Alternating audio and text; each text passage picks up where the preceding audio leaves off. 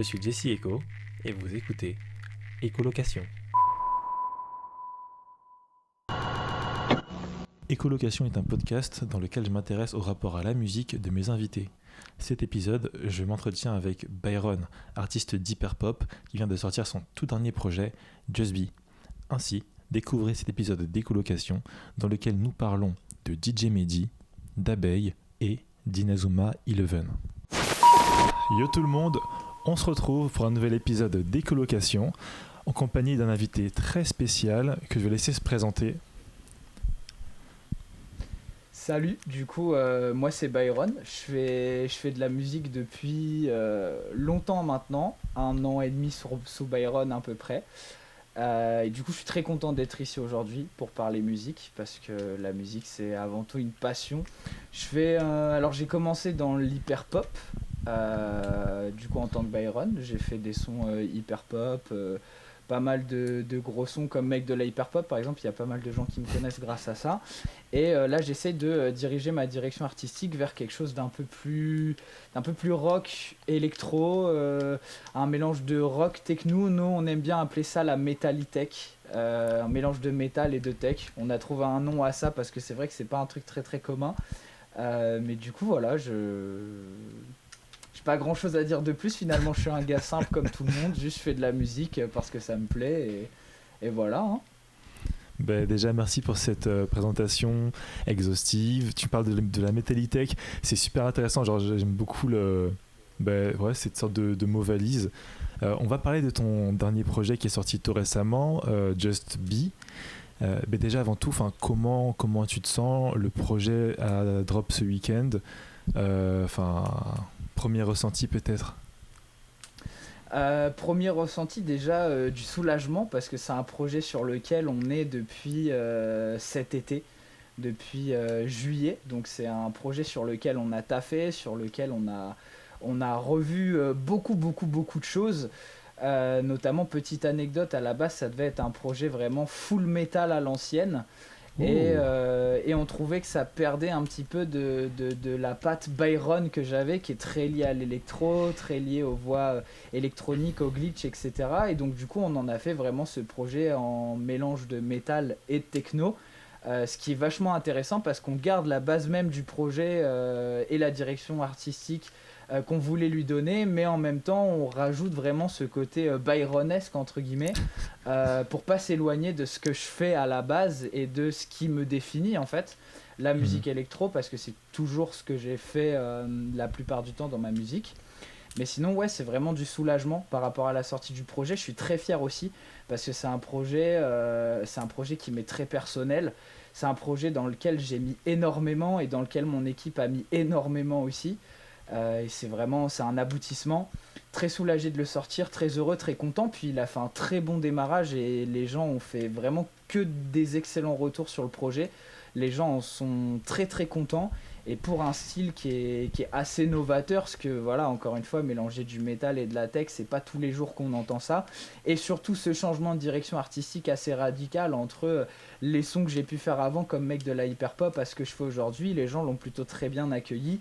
Et j'en suis très fier et très content d'avoir sorti ce projet, parce que c'est un peu comme une partie de moi que je donne en fait. Oh. Franchement, c'est juste un plaisir de t'entendre parler du projet. Je sens qu'il y a énormément d'émotions qui ont été mises dedans, comme tu dis. C'était aussi très réfléchi. T'as toute ta discographie précédente, tu vois, forcément qui va être un peu comparée par rapport à ce qui est fait en ce moment. Donc, je trouve ça super intéressant ce projet, qui arrive à comment dire ça. C'est-à-dire que je t'écoutais avant, j'aimais beaucoup ce que tu faisais, et là on sent qu'il y a un shift qui est fait, mais comme tu dis, on reconnaît tout de même genre le Byron de l'époque, comme on l'aime, tu vois. Et c'est super intéressant, tu vois, genre on entend les nouvelles sonorités et en même temps, les thématiques aussi, ouais, je trouve que l'album est super complet et j'ai hâte qu'on puisse en parler un peu plus après, quoi. Et avec grand plaisir. Ok, t'as parlé un peu de tes influences métal, etc. Donc, dans un premier temps, je vais te demander, qu'est-ce que tu écoutes en ce moment? Est-ce que, par exemple, tu penses à ces influences métal pour Just Be parce que tu es aussi dans cette phase-là, c'est un genre qui est important pour toi, ou bien est-ce qu'en ce moment, par exemple, tu écoutes, je sais pas, qu'est-ce que tu écoutes en ce moment? Qu'est-ce que j'écoute en ce moment? C'est une bonne question. En ce moment, j'écoute beaucoup de choses parce que j'ai toujours été très polyvalent dans ma manière d'écouter de la musique, dans le sens où je m'enferme pas dans un seul et même style. Là, si, tu sais quoi, je vais directement prendre mon téléphone et on va Allez. aller voir mes derniers ajouts dans ma playlist. Comme ça, vous aurez les sons que j'écoute réellement en ce moment même, à l'heure actuelle, quand je monte dans ma voiture. Nickel. On a du coup en dernière, ajout à la playlist, il y a Obey, un feat Bring Me the Horizon avec Youngblood. J'aime beaucoup, donc c'est du rock, metal, un peu. J'ai peur de dire des conneries, mais c'est la nouvelle génération du rock metal. Il y a Logo dans le ciel de Orelsan, parce que Perdu d'avance c'est un album qui m'est très très très très cher et je suis un très grand fan d'Orelsan. Je suis pas un grand fan de rap en général, j'ai jamais été très très fan du rap à part quand j'étais jeune, avec Section d'Assaut, Booba, mais le vieux rap, en tout cas le nouveau rap, Nino, etc. J'ai jamais été très très fan. Mais Orelsan c'est vraiment ouais, un de mes artistes préférés. Et allez, pour en citer un troisième, j'ai mis Signatune de DJ Mehdi, le remix par Thomas Bangalter. Enfin, c'est un edit, je crois, c'est pas un remix, c'est un edit fait par Thomas Bangalter, un des deux Daft Punk du coup. Et c'est mes trois dernières entrées en playlist. Sinon, la plupart du temps, j'écoute un peu tout en règle générale. Là, de toute façon, on peut le voir, hein, mes 3 dernières entrées en playlist, c'est un son rock metal, un son rap d'Orelsan et un son électro, du coup français en plus, qui plus est. Voilà. Très cool. En effet, c'est assez diversifié. Et non, mais c'est assez intéressant ce que tu dis par rapport au rap, tout ça, le fait que t'en écoutais aussi un peu plus jeune, mais que là, ton rapport au rap a un peu évolué. Alors, je saute, je mets les pieds dans le plat. C'est la première question qui est un peu plus intime du coup. Est-ce que tu te souviens des musiques que tu écoutais un peu dans ton enfance? Ouais, complètement. Alors, dans mon enfance, c'est vrai que un peu comme tout le monde, j'ai envie de dire, j'écoutais les musiques que mes parents écoutaient la plupart du temps. Puis c'est vrai que nous, on a toujours eu ce rapport avec la musique, surtout avec mon père, du coup, qui a fait de la musique étant plus jeune, qui jouait des instruments, etc. et qui a toujours eu ce rapport avec la musique, où vraiment c'était très rock, donc ça tournait autour de groupes assez connus, assez basiques, comme AC/DC, Led Zeppelin, Queen aussi, on écoutait beaucoup de Queen. En tout cas, tous les gros classiques du rock en général, mais ça tournait vraiment autour du rock la plupart du temps. Sinon, quand j'ai commencé à écouter vraiment de la musique de moi-même, on va dire la première fois que j'ai vraiment mis Deezer, parce que moi je suis chez Deezer, sur mon téléphone pour écouter ma propre musique.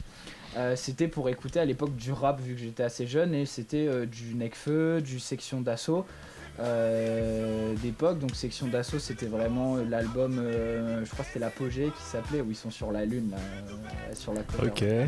J'aime bien la cover, elle est rigolote. Ah. Et ouais, c'était Nekfeu aussi beaucoup, Orelsan. Et c'est ce que je me souviens. Après, sinon, ouais, c'était des sons rock la plupart du temps, en règle générale, quoi. Ok, donc essentiellement du rock et du rap. Ouais, c'est ça. Du rock parce que via mon père, et du rap parce que forcément j'ai à l'école avec les potes, ah bah t'as écouté ci, t'as écouté ça. Donc après j'étais pas trop dans les actualités rap, un petit peu quand même, dans le sens où il y a quand même des sons rap qui m'ont parlé tout au long de ma vie. Mais je suis vraiment, même encore aujourd'hui, beaucoup plus amateur de l'ancien rap. Sans vouloir faire l'ancien ou quoi, en mode le rap c'était mieux avant, hein, bien au contraire, hein, ça a bien évolué et c'est super cool.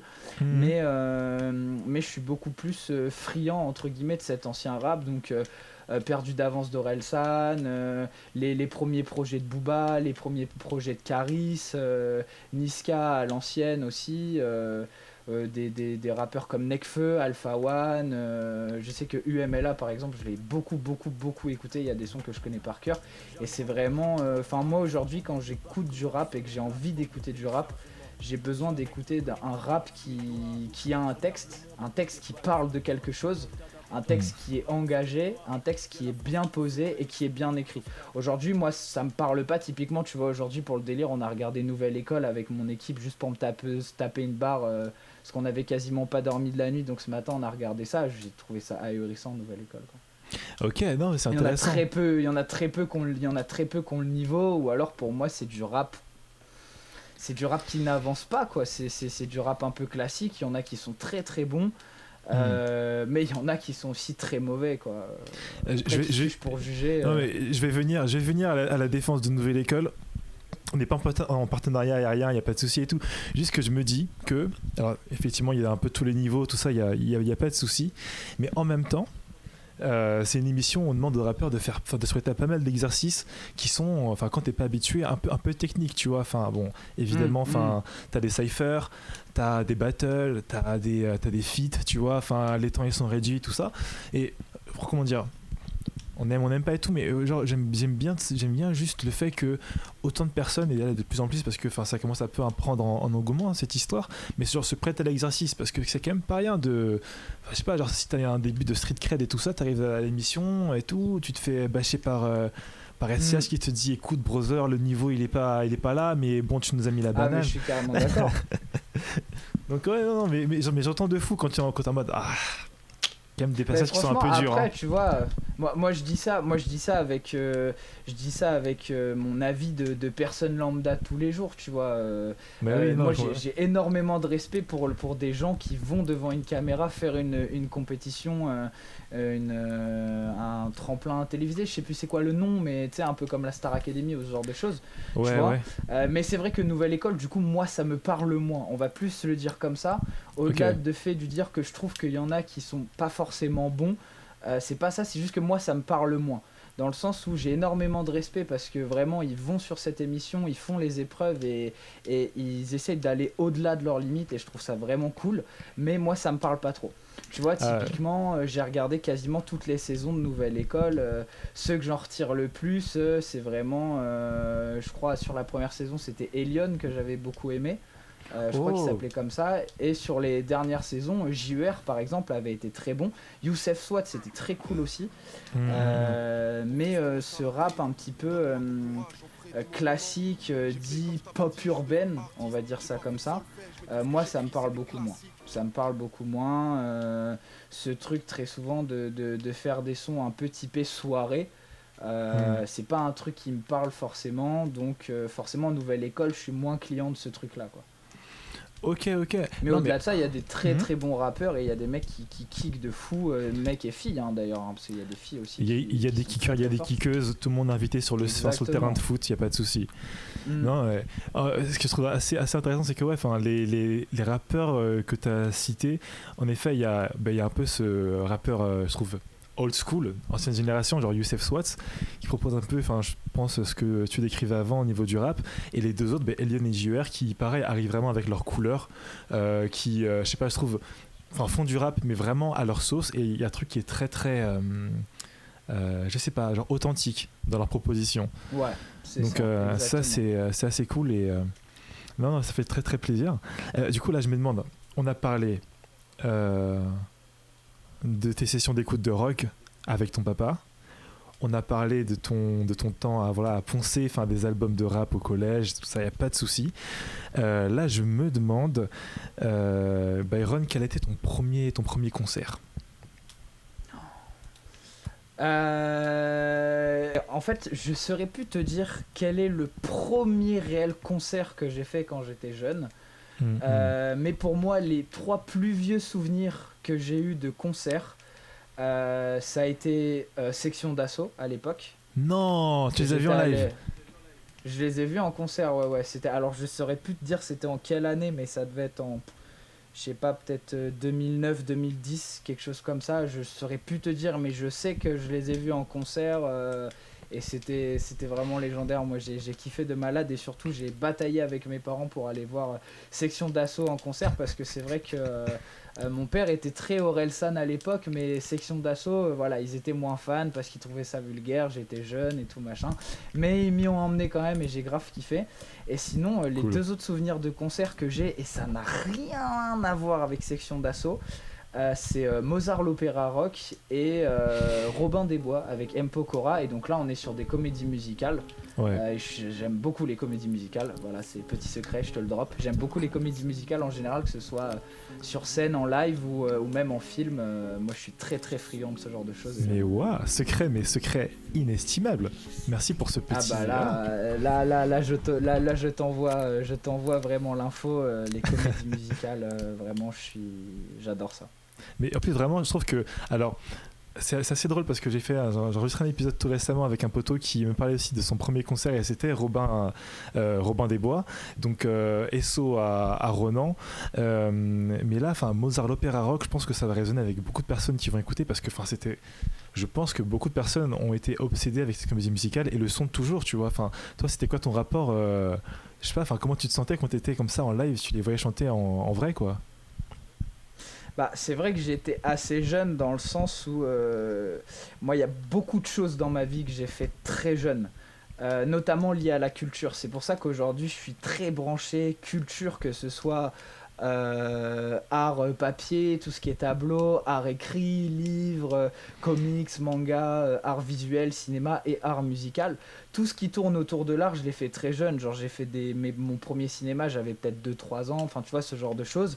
Donc honnêtement, qu'est-ce que je ressentais à ce moment-là? Je pense que j'étais assez émerveillé de voir déjà la prestation scénique, parce que sur des comédies musicales comme ça, il y a aussi de la prestation scénique qui est très impressionnante. Et musicalement parlant, je pense pas que j'étais assez mature pour comprendre réellement ce que j'entendais, mais déjà c'était quelque chose qui me plaisait, et je sais qu'avec à force de prendre de l'âge et de prendre de la maturité, je me rends compte que ce que j'écoutais quand j'étais petit, j'avais pas trop mauvais goût, quoi. Ça va, c'était ok. J'avais plutôt une bonne oreille, et je pense que ça m'a bien inspiré aussi pour la suite de ma musique. Et surtout aujourd'hui, surtout avec ce que je produis aujourd'hui, parce que bon, je sais pas si on en parlera après, mais le début de Byron était plus de l'amusement qu'autre chose. Ok. Mais c'est vrai qu'aujourd'hui, ça réunit vraiment la musique que j'écoutais quand j'étais jeune et la musique que j'écoute aujourd'hui, parce que finalement, elle a pas tant changé que ça. Ouais. Mais j'ai le recul aujourd'hui. J'ai le recul pour me rendre compte et me dire putain, ouah, ça c'est une dinguerie quand même, tu vois. Ah, c'est génial de pouvoir apprécier les sons comme ça que tu kiffais gamin, mais là vraiment avoir le recul nécessaire pour être en mode ok, je sais pourquoi je les aime autant, je sais ce que je peux proposer dessus en plus pour les rendre encore plus fun et tout, donc c'est assez génial. Et justement, du coup on y arrive. Comment t'as découvert ce genre aussi diversifié qu'est l'hyperpop? Alors, est-ce qu'on part du principe que je reste dans le personnage de Byron ou je raconte ma life? Non, je rigole. En vrai, non, pour être honnête avec vous, pour être très franc avec vous, je vais vous raconter la vraie histoire, parce qu'en vrai, j'ai absolument rien à cacher. Okay. C'était à l'époque où j'étais au lycée, donc ça remonte quand même à il y a quelques années. Et du coup, je sortais avec une fille à ce moment-là, avec qui ça s'est terminé, et j'ai passé tout mon lycée avec cette fille. C'est pas terminé en bon terme, mais bref, donc j'étais un peu au fond du trou finalement, hein, ce qui est normal, hein, une rupture amoureuse ça fait jamais plaisir. Et en fait, à ce moment-là, donc je termine mon lycée, j'ai 17 ans à peu près, quelque chose comme ça, et je suis bénévole sur un festival en fait, par chez moi. Donc je suis bénévole dans un festival, j'aide à monter les scènes, j'aide à monter les trucs, les structures, les machins pendant toute une semaine. Et en fait, je fais la rencontre de 2 personnes qui là-bas. D'ailleurs, big up à eux, je dirais pas leur blaze, mais big up à eux, ils se reconnaîtront. SO. Et en fait, ces deux personnes vraiment que je connaissais pas du tout, et on s'est rencontrés vraiment grâce à la musique, où juste à un moment donné, on était sur la même presta ensemble. On commence à se rouler une clope, ils viennent nous voir, ah les gars, vous avez pas une clope pour nous? Ah bah si, puis bah petite clope, tu discutes.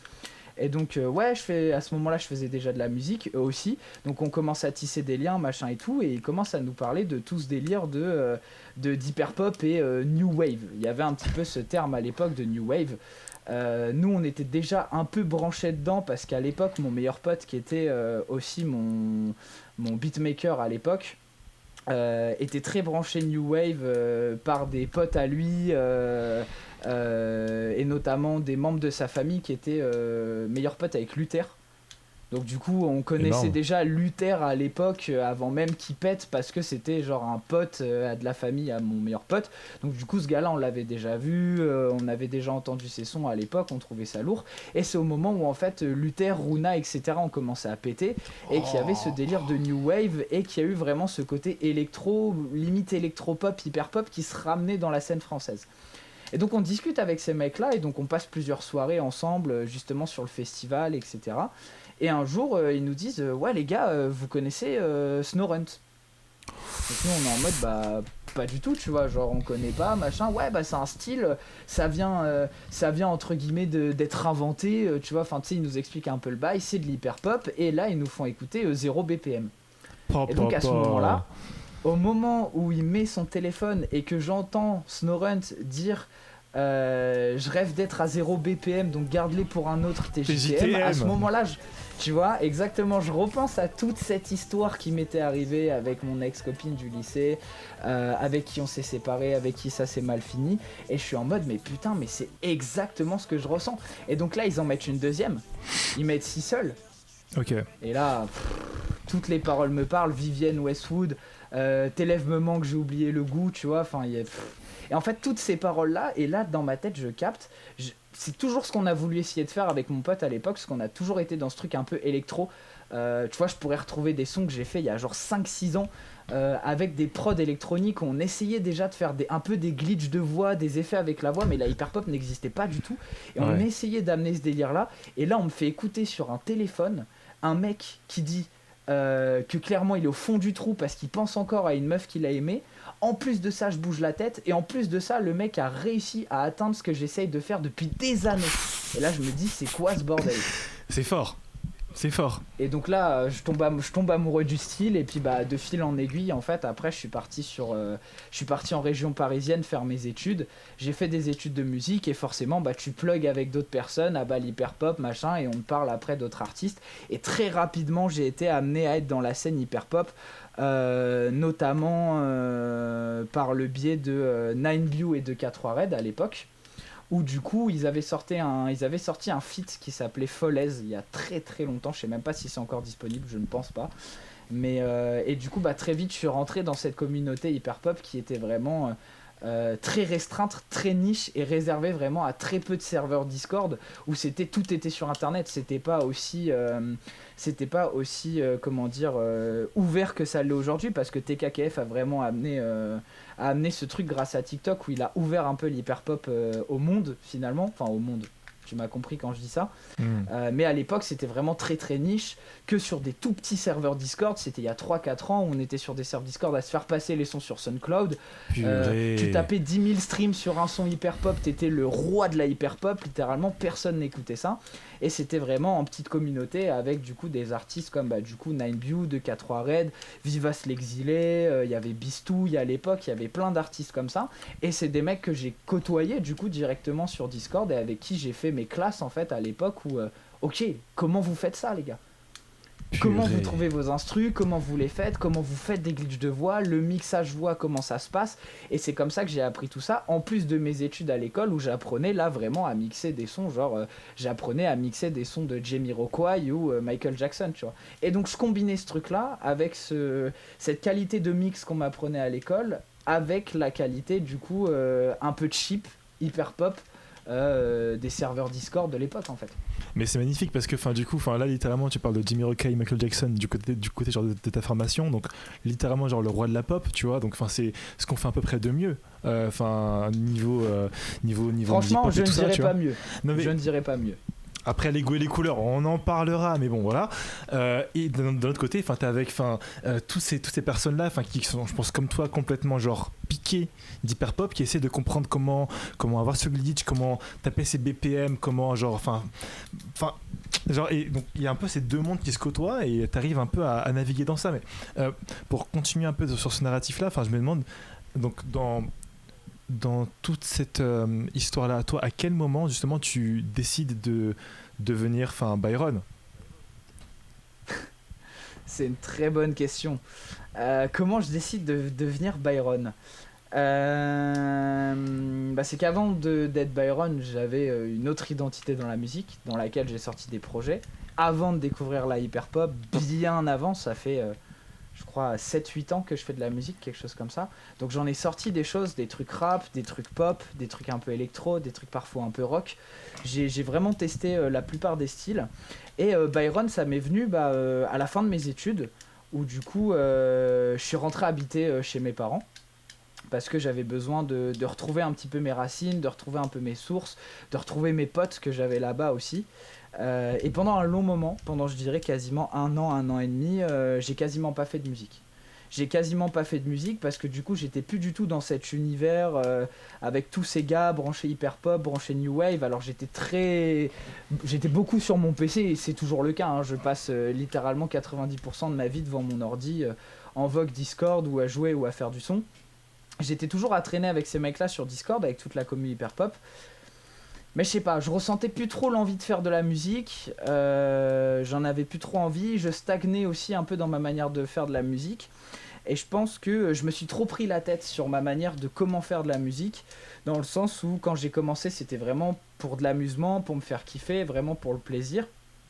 Et au fur et à mesure, je me prenais trop la tête à toujours vouloir essayer de révolutionner la musique, de faire différemment par rapport aux autres, d'essayer d'avancer les choses. Même à l'école, tu vois, on était un peu considérés comme les petits cons, tu vois, parce que genre on était avec des profs qui littéralement ont enregistré des légendes de la musique, ont fait des mixages légendaires, ils ont enregistré des albums de Florent Pagny. On faisait nos cours dans des studios où ils ont enregistré des trucs malades mentaux, tu vois. Alors je citerai pas ce qu'ils ont enregistré dans les studios pour éviter de leak dans quelle école j'étais. Mais bref, il y a eu des trucs de malades qui ont été enregistrés là-bas. Et nous, on était un petit peu ces mecs avec mes potes de l'école où vraiment on nous apprenait à faire traditionnellement, ok, par exemple, un EQ, un compresseur, un machin, faut l'utiliser de telle manière pour avoir une couleur propre. Bah nous, on était ces mecs à se dire, mais en fait, si je tourne le bouton à fond et que je tourne ce bouton-là comme ça et comme ça, qu'est-ce que ça donne, tu vois? Ok. Et du coup, moi, j'étais resté dans cette optique à vraiment essayer d'aller chercher toujours l'innovation dans la musique, innover comme j'ai pu le faire avec mon projet Just Be, avec ce délire de Metalitech. C'est pour ça que je suis très fier de sortir ce projet, parce que enfin, j'arrive à révolutionner un petit peu avec ce que je suis capable de faire un peu la musique et de faire avancer les choses et les styles. Et c'est déjà ce que j'ai essayé de faire à l'époque, et en fait, ça m'a trop pris la tête. Je me prenais trop la tête dans le sens où je faisais du son tout le temps et j'étais jamais satisfait de ce que je sortais parce que j'essayais toujours d'atteindre l'excellence et le jamais vu. Sauf qu'au bout d'un moment, j'ai juste pété un plomb et ça m'a saoulé et j'ai arrêté d'en faire pendant un moment. Et la naissance de Byron, c'est une longue histoire, oui et non. À la base, tout part de mon meilleur pote en fait. Celui qui m'a offert le dé d'ailleurs. Très bon tout pote. part de mon meilleur pote, exactement. Tout part de mon meilleur pote où du coup on connaissait l'hyperpop. En fait, pendant un long moment, quand moi j'ai fait mes études sur Paris, on se parlait plus, on se voyait plus pour X ou Y raison. Et quand on s'est revu, quand je suis rentré à la Casbah, on va dire, en fait, ça fait 10 ans qu'on est meilleurs potes, on s'est aperçu qu'on écoutait les mêmes choses. Donc lui aussi était branché communauté hyperpop, à écouter les mêmes mecs de l'hyperpop, alors que c'était toujours pas connu, hein, personne ne connaissait. Mais mon meilleur pote écoutait aussi, on s'était jamais concerté, et bref, et voilà. Et donc on continuait à écouter des artistes comme ça, à écouter par exemple Petite Sœur, Wasting Shit, etc. avant que vraiment ça devienne vraiment le top du top et que tout le monde écoute, entre guillemets. Et donc à l'époque, sur TikTok, on tombe sur TKKF. On fait partie des premiers à tomber sur TKKF parce qu'on avait déjà des TL liés à l'hyperpop, à la musique, etc. Et donc on tombe sur TKKF et je fais écouter un jour, je me souviens très bien, je vais même te raconter l'anecdote, on allait chez le coiffeur pour que je me fasse les cheveux blancs. Je les ai plus maintenant, mais j'avais les cheveux blancs avant, au tout début où j'ai commencé Byron. Et donc dans la voiture, je lui fais écouter Jotaro de TKKF, où il fait « Dans ma tête c'est insane, tu pètes un cap si je te montre les insides », tu vois, donc un des premiers sons de TKKF, très très lourd. Il écoute, il me dit « Putain, le son c'est une dinguerie, on en écoute d'autres, putain TKKF est trop fort ». Et il me regarde comme ça, il me dit « Mais mec, pourquoi tu fais pas un feat avec TKKF ?» Et je dis bah gros, le mec il est en train de faire des milliers de vues sur TikTok, il est en train de péter, il est en train de montrer à tout le monde ce qu'est l'hyperpop, jamais je fais un feat avec TKKF. Et donc à l'époque sur mon ancien compte, j'envoie un DM à TKKF, ouais salut mec, j'écoute tes sons, c'est lourd, est-ce que tu veux feat? Il m'a jamais répondu. Donc je suis en mode, bah voilà frère, jamais je ferai de feat avec TKKF. Et un jour, vraiment anecdote tout con, hein, plus j'avance, plus dans ma tête ça avance, plus je me dis vas-y, j'ai envie de reprendre la musique, mais j'ai envie de tout reprendre à zéro, de juste pas me prendre la tête, de faire du son comme je faisais avant et de kiffer ma life. Et donc un jour je suis aux chiottes, je suis littéralement en train de chier, hein, clairement je le dis, je suis littéralement en train de chier, je suis sur TikTok, je scroll et je tombe sur top 5 des meilleurs sons 2010. Et là je tombe sur je bosse, toi tu n'es pas taille, et là je suis en mode putain mais il était trop lourd ce son des Shinsekai. Je me torche le cul, je vais devant mon PC, bon je me lave les mains avant, je suis pas un gros dégueulasse mais je vais devant mon PC, je télécharge le son, j'extracte les voix, je prends la prod et là je commence à sortir. Je fume que dans les bad days, je suis all time défoncé en ce moment, oh si ton cœur je le brise, dégage Johnny, laisse-moi faire ma zik. Et donc je fais ça, je fais le son en littéralement 20 minutes top chrono, je suis là, je suis en mode ah ouais je le speed up et tout, ça c'est hyper pop, ça c'est de la frappe. Là je me dis ok, je veux sortir le son, comment je m'appelle, qu'est-ce que je fais, de quelle manière je le fais. Et je regarde ma télé, comme ça, qui est vraiment là-bas, là je regarde vraiment la direction de ma télé. Alors non, c'est vrai qu'à l'époque, elle était à l'endroit où le bureau est à ce moment même. Donc mon bureau était là-bas, donc je fais plutôt comme ça, je regarde ma télé. Et sur ma télé, il y a Inazuma Eleven qui est lancée, parce que je suis un très grand fan d'Inazuma Eleven, et tous les ans, l'été, je me refais toutes les saisons d'Inazuma Eleven, sauf les saisons Go, parce qu'elles sont nulles à chier, mais je me refais les 3 premières saisons d'Inazuma Eleven. Non, je rigole, en vrai, je comprends ceux qui aiment Go, j'ai pas tout regardé, moi je suis pas J'ai fan. pas tout regardé Inazuma Eleven Go, enfin faudrait que je prenne le temps, mais bon. Ouais, c'est très... Moi je suis pas fan, je m'attache pas trop à ces personnages là. Bref, après c'est un côté aussi nostalgique, je regardais quand j'étais gamin. Donc je me refais Inazuma Eleven et je regarde ma télé et je vois Inazuma Eleven et je me dis putain c'est vrai que depuis que je suis gamin et que je regarde l'anime, je suis archi fan de Byron Love. Je sais pas pourquoi ce perso, il me rend ouf. Genre je suis en mode il est trop stylé, il a trop d'aura, il est trop beau gosse, cheveux longs, machin. Un peu ce côté androgyne aussi où tu sais pas si c'est un garçon ou une fille, etc. C'est un truc, ça m'attire de fou. Je suis en mode ce perso est trop stylé. Je fais ok, je sors ce son et je vais m'appeler Byron. Donc j'ouvre un compte TikTok, je balance un premier TikTok, je pose mon téléphone. Je reviens quelques heures après, 10 000 vues. 10 000 vues, les gens sont là, waouh, c'est trop lourd, c'est quoi ce son de malade et tout, c'est trop lourd sa mère, machin. Donc je balance d'autres extraits, les gens ils kiffent. Je sors le son, ça fait plein d'écoutes. Je fais ok, stylé, allez, je fais un deuxième son. Et là je fais mec de la hyper pop. Et donc mec de la hyper pop, si tu veux l'anecdote, si personne n'avait trouvé, à la base, la top line de "Et c'est Byron, mec de la hyper pop", c'est inspiré de "Et c'est Moussa, mec de mon bâtiment". Voilà. Ça me fume. En fait, ça se ressent à quel point genre tu t'es fait kiffer en faisant ce son-là, et je pense que ça joue peut-être dans le fait que autant de personnes aient kiffé, tu vois, parce qu'il y a une énergie qui est folle, quoi. Ah mais franchement il y a une énergie qui est zéro prise de tête, et juste on avait regardé La Vie scolaire 3 jours avant avec mes meilleurs potes et le "Et c'est Moussa mec de mon bâtiment", ça m'avait fait délirer, j'ai fait "Et c'est Byron mec de la hyper pop", et c'est trop bien passé. Donc j'en ai fait un son, pareil je balance des TikTok, les gens kiffent de malade et tout, et faut savoir qu'à ce moment là mon meilleur pote ne sait toujours pas que j'ai repris la musique, il pense que juste là je me fais kiffer, je fais mon bail et si ça prend je lui en parlerai. Mais du coup plus ça prend, plus je me dis mais attends, ce délire de feat avec TKKF, ça peut peut-être devenir possible maintenant. Parce que je commence à faire des TikTok où je titille un peu TKKF, je vois qu'il regarde mon profil, il sait que j'existe. Okay. Donc je me dis, vas-y, je tente le coup. Et donc je commence à balancer des trucs par rapport à TKKF et les gens sont là, on veut le feat, on veut le feat, on veut le feat, on veut le feat. Et au bout d'un moment, TKKF m'envoie un DM en me disant, bon bah, on se le fait ce feat. Et moi je suis comme un ouf. Je suis en mode comment ça, il y a TKKF qui vient me dire viens on fait ce feat, tu vois. Enfin c'était peut-être dans les commentaires d'une vidéo, je sais plus comment ça vient, mais en tout cas on en vient à se dire viens on se fait ce feat. Je suis en mode ok dinguerie. Je lui envoie un open, ça prend quelques semaines, il enregistre un truc, il m'envoie son open. Je me souviens de ce soir-là, il est 23h30, je suis en mode je viens de recevoir un open de TKKF, je suis comme un dingue, j'appelle ma meilleure pote qui sort avec mon meilleur pote, du coup. C'est assez drôle, mais du coup, c'est pratique pour les voir ensemble. Bref. Et donc, je lui dis, meuf, j'ai un feat avec TKKF. Elle me dit, comment ça? Elle comprend pas, tu sais. Comment ça? Donc, je lui raconte toute l'histoire. Personne n'était au courant pour Byron. Je lui raconte tout. Je lui raconte l'histoire autour de Byron. Et je lui dis, en fait, là, je viens de faire un feat avec TKKF. Elle me dit, je te crois pas, envoie. Je lui envoie le son, elle pète son crâne. Allez. Elle dit, ok, faut pas que t'en parles à ton meilleur pote. Je fais ok, vas-y, je lui en parle pas. Elle me dit on va lui faire la surprise, machin. On attend, On fait, à chaque fois quand on fait des soirées, je suis avec ma meilleure pote, on se fait des petites vannes en mode ah ouais, imagine Byron, bon du coup je lis pas mon blaze, mais t'imagines qu'elle m'appelle par mon prénom, genre il a percé, machin, c'est des trucs comme ça, on se fait des petites vannes comme ça, mon meilleur pote il comprend pas. Et un jour je l'invite chez moi, et bref, on passe du temps ensemble et tout, il y a ma meilleure pote qui est là aussi, donc sa copine. Et à un moment donné, je lui dis ah mec, ça faisait longtemps que j'avais pas fait de son, mais vas-y, j'ai refait un son, t'es chaud, je te le fais écouter.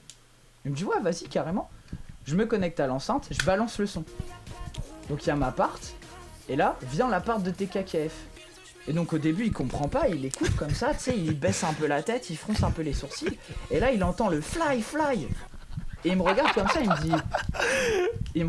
dit mais t'es con ou quoi? Pourquoi tu reprends les gimmicks de TKKF? Tu le copies? Et je le regarde, je lui dis mais t'es sérieux mon con? C'est un feat avec TKKF. C'est moi, j'ai feat avec TKKF. Et là, il met sa main sur sa tête. C'est comme le même, là, comme ça, là. Ouais. Et il pète son crâne. Et du coup, bah là, je lui raconte toute l'histoire. Et depuis, après, Byron, ça a filé tout seul, quoi. Voilà, en gros, l'anecdote de comment Byron est né, quoi. C'est une anecdote de fou malade. C'est beau. C'est très long, mais c'est très drôle. Non, mais ça vaut le coup. Parce que là, du coup, on a un peu eu genre la genèse de mec de l'hyperpop. On a eu la genèse de Ciao Bye. Ça régale. Et ça fait juste trop plaisir que dans tout ça, tu vois.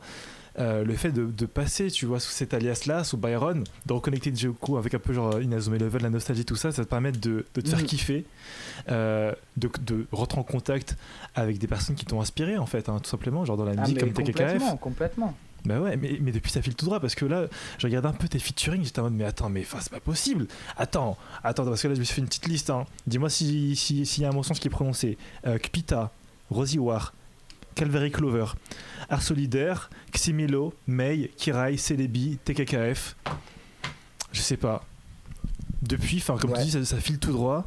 Il y a eu des rencontres, la communauté. Exactement. On voit tout ça, tu vois, genre cette sorte de bienveillance qu'il y a entre vous et tout. Comment du coup, maintenant ça se passe avec maintenant que t'as fait ce son-là, que t'es dans cette communauté de l'hyperpop, c'est bon, là t'es Byron et tout ça. Je sais pas.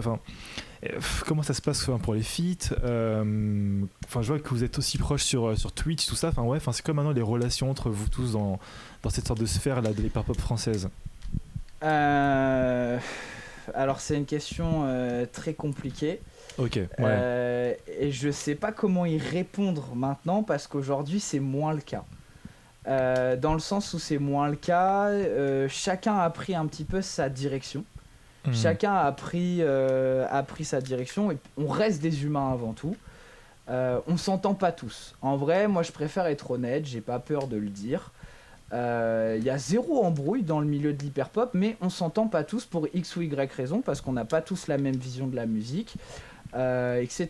Moi en tout cas personnellement je m'entends très bien avec la plupart des gens, hein, tu vois, même encore aujourd'hui, tu vois, je fais des feats avec Kirai, franchement, tu vois, j'ai même des feats de prévus plus tard, en tout cas on envisage de faire des feats avec d'autres artistes, etc. Mais moi franchement j'ai cette relation assez chill avec tout le monde parce que je me dis on est des gens d'internet à la base, on vient tous du même milieu, on est là pour faire de la musique, c'est cool.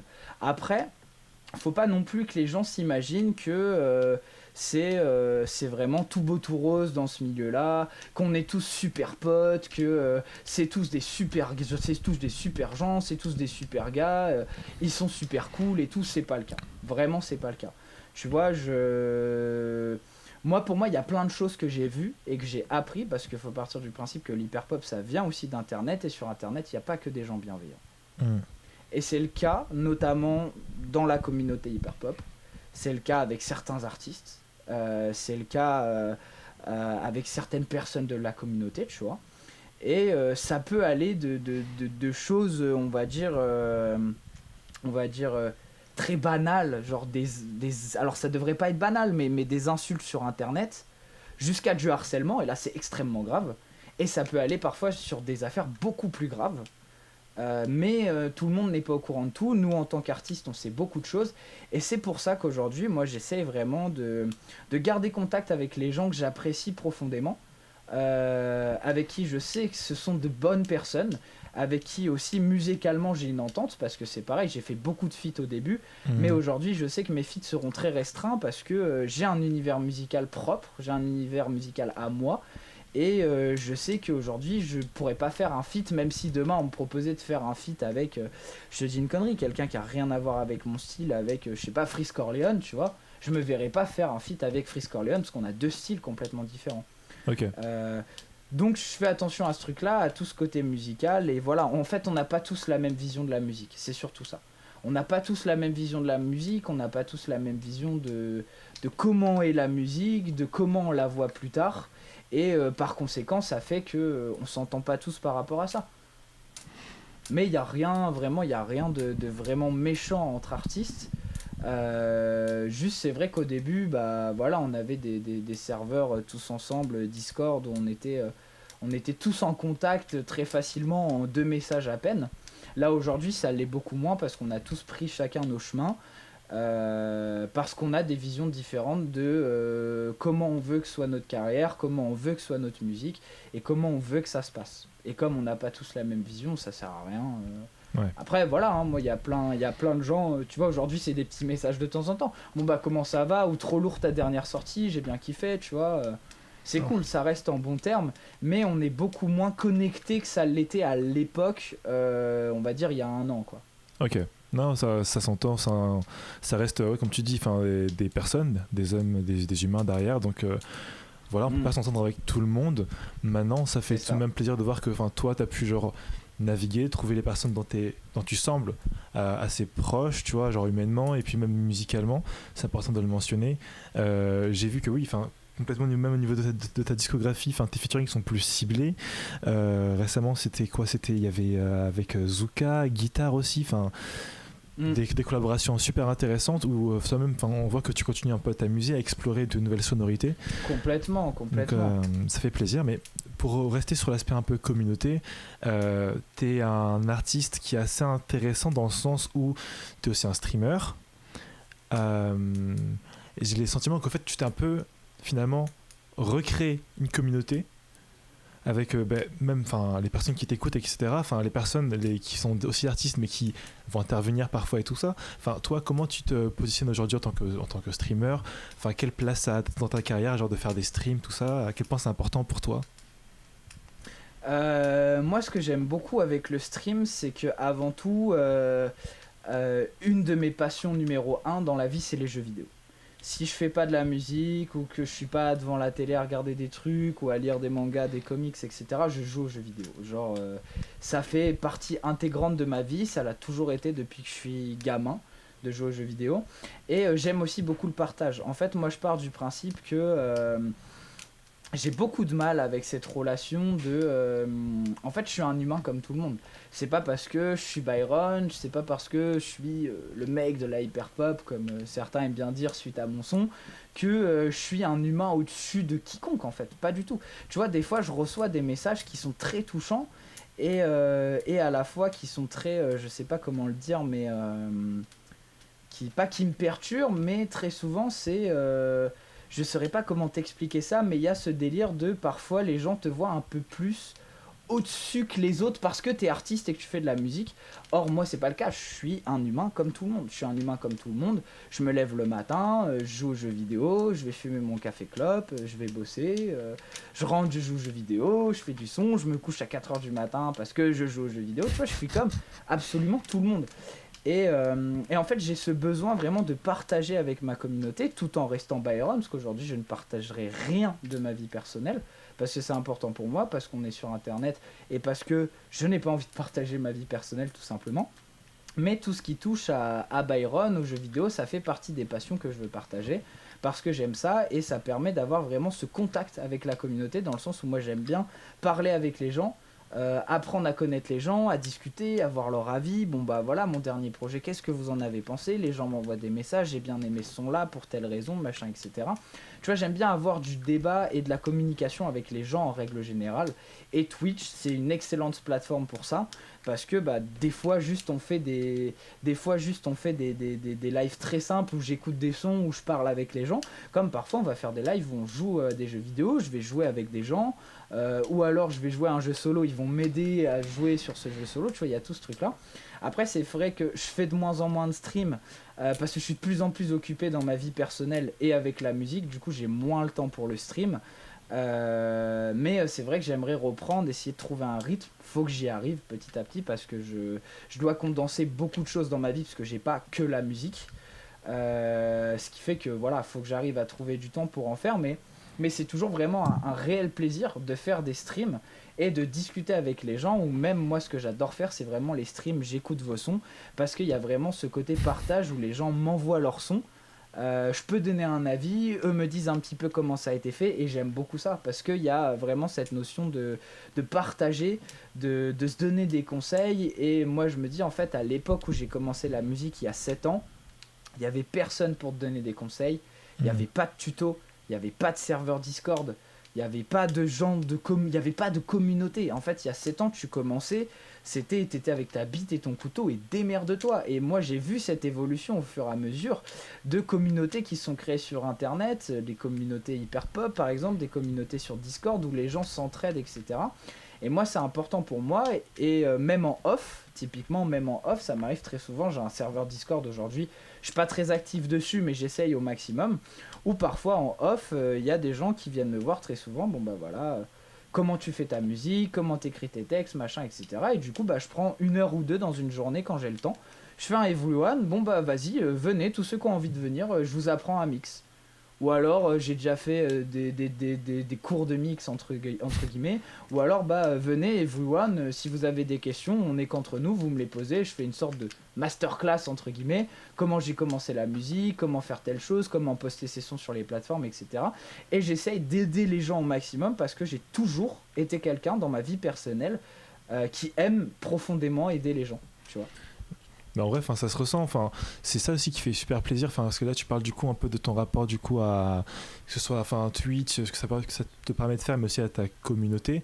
Et ce qui ressort pour moi, et tu l'as verbalisé, hein, mais c'est un peu cet aspect un peu genre collaboratif où il n'y a pas de hiérarchie. C'est vraiment en mode, écoutez, on est tous passionnés par le son ou bien par les jeux vidéo. Quand ça joue aux jeux vidéo et tout, tu vois, il n'y a pas de souci. Mais c'est en mode, ok, genre comment on peut genre un peu s'aider les uns les autres, tu vois, comment moi genre je peux te donner un petit coup de main pour faire ça et tout, et juste pour aider les gens, imagine à trouver leur propre son, tu vois, c'est pas en mode écoutez, moi je fais comme ça, faites comme moi. Je pense que tu donnes plutôt genre les outils aux gens, tu vois. C'est très important, c'est une des premières choses que je dis quand je monte ma manière de mixer, c'est je dis pas aux gens voilà comment moi je fais, je leur explique comment ça marche. Ok, ça marche comme ça, et après moi je fais comme ça, mais faites pas comme moi, faites-le à l'oreille et trouvez votre propre truc.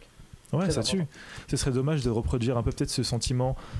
Bon, je sais pas à quel point ça a été difficile pour toi, mais genre peut-être de frustration quand tu étais en formation, tu sais, genre vers Paris, tout ça et tout, où tu avais les professeurs qui étaient vraiment en mode écoutez, voilà comment on fait du son. Voilà comment ça se passe au niveau de la prod et tout ça, c'est comme ça et point final, tu vois. Ne touchez pas au potard et tout. Non les gars, prenez les potards, genre tordez-les dans tous les sens, je sais pas, genre usez-les quoi, trouvez votre truc quoi. C'est exactement ça, et c'est pour ça qu'aujourd'hui moi j'ai énormément de mal avec la représentation de l'industrie musicale aujourd'hui. Parce qu'en fait l'industrie musicale c'est tout est carré.